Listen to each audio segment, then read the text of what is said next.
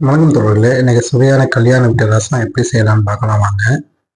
இதுக்கு ஒரு சின்ன அளவு மிக்ஸி ஜார் எடுத்துக்கோங்க. இதில் பார்த்தீங்கன்னா 1 டீஸ்பூன் அளவுக்கு மிளகு சேர்த்துக்கோங்க. ஜீரகம் பார்த்தீங்கன்னா அது ஒரு டீஸ்பூன் அளவுக்கு சேர்த்துக்கோங்க. கருவேப்பிலை ஒரு கொத்து அளவுக்கு இந்த அளவுக்கு சேர்த்துக்கோங்க. பச்சை மிளகாய் வந்து ஒரு பச்சை மிளகாய் அளவு ஆட் பண்ணிக்கோங்க. பூண்டு தோல் உரிக்காமல் ஒரு 8 பல் பூண்டு இது கூடவே ஆட் பண்ணிக்கோங்க. மல்லி பார்த்தீங்கன்னா முழு மல்லி ஒரு அரை டீஸ்பூன் அளவுக்கு சேர்த்துக்கோங்க. துவரம்பருப்பு ஒரு டீஸ்பூன் அளவுக்கு சேர்த்துக்கோங்க. சேர்த்து இது ஒரு 2-3 செகண்ட் இந்த மாதிரி நல்லா அரைச்சி இந்த மாதிரி எடுத்து வச்சுக்கோங்க.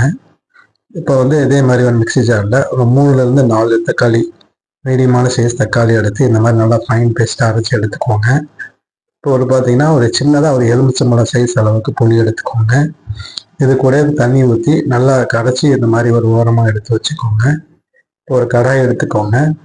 அதில் வந்து ஒரு டேபிள் ஸ்பூன் அளவுக்கு ஆயில் சேர்த்துக்கோங்க. சேர்த்துட்டு இது கூட பார்த்தீங்கன்னா கடுகு வந்து ஒரு அரை டீஸ்பூன் சேர்த்துக்கோங்க. வெந்தயம் பார்த்தீங்கன்னா 1/4 டீஸ்பூனுக்கு கூடவா சேர்த்துக்கோங்க. வரமிளகா வந்து பார்த்தீங்கன்னா ஒரு 2 வரமிளகா சேர்த்துக்கோங்க. சேர்த்து ஒரு 2-3 செகண்ட் இது வந்து ஜஸ்ட் பொரியிற அளவுக்கு இந்த மாதிரி வதக்க விட்டுக்கோங்க. இது கூட நம்ம அரைச்சி வச்சிருக்கிற அந்த கலவையை இது கூடவே நம்ம ஆட் பண்ணிக்கோங்க. ஆட் பண்ணி லோ ஃப்ளேம்லேயே குக் பண்ணுங்கள். ஹை ஃப்ளேமில் குக் பண்ண வேண்டாம். லோ ஃப்ளேமில் ஒரு நிமிஷத்துக்கு நல்லா அந்த மாதிரி இதோட பச்சை வடை போகிற அளவுக்கு குக் பண்ணிக்கோங்க. அரைச்சி வச்சுருக்கிற தக்காளி பேஸ்ட்டை இந்த ஸ்டேஜில் ஆட் பண்ணிக்கோங்க. ஆட் பண்ணி அதையும் வந்து பார்த்திங்கன்னா ஒரு நிமிஷத்துக்கு லோ ஃப்ளேம்லேயே குக் பண்ணுங்கள். எதையுமே வந்து ஹை ஃப்ளேமில் குக் பண்ணாதீங்க, லோ ஃப்ளேம்லேயே குக் பண்ணுங்கள். ஆனால் ஹை ஃப்ளேமில் குக் பண்ணும்போது டக்குனுக்கு அந்த கரிஞ்ச ஸ்மெல் வரும், அதனால தாங்க. மல்லித்தலை பார்த்திங்கன்னா ஒரு அரை கை அளவுக்கு இந்த ஸ்டேஜில் ஆட் பண்ணிக்கோங்க.